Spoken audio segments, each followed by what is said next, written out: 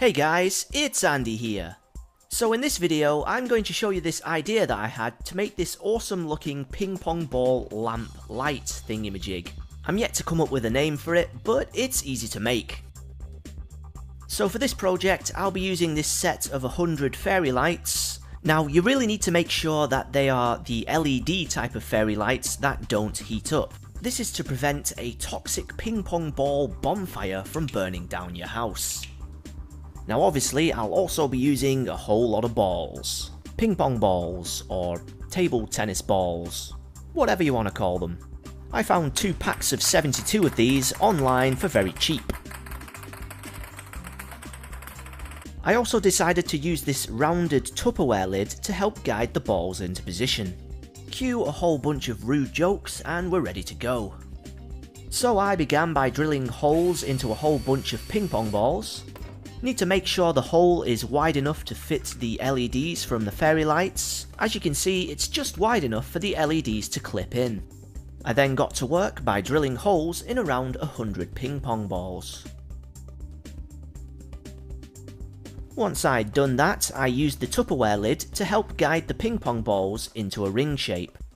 The lid is 7.5 inches wide and fits perfectly 12 balls into a ring. The next step was to use hot glue to glue the balls into a ring.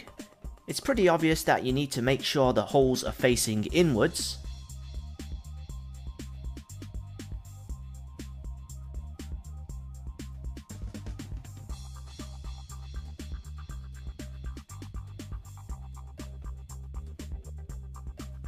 And there we go.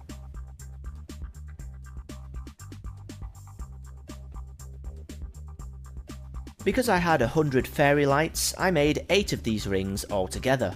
There'll be a few lights left over, but they can be hidden very easily.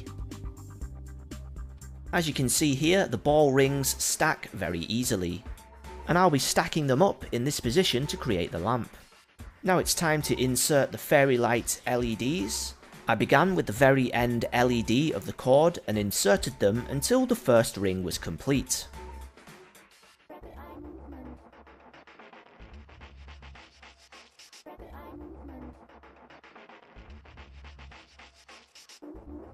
There we go.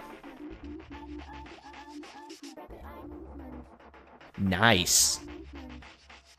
To add the second layer, I simply slid the other end of the wire through the ring like so.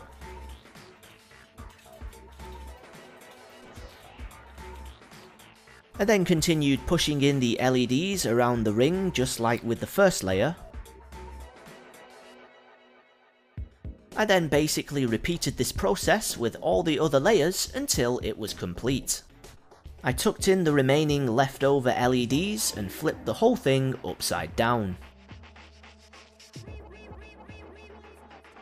Now at this point, if you wish, you could glue the layers together to make the whole thing solid. However, I decided to keep them loose as it makes it easier to access the LEDs. Okay, let's light her up and see what it looks like. Awesome.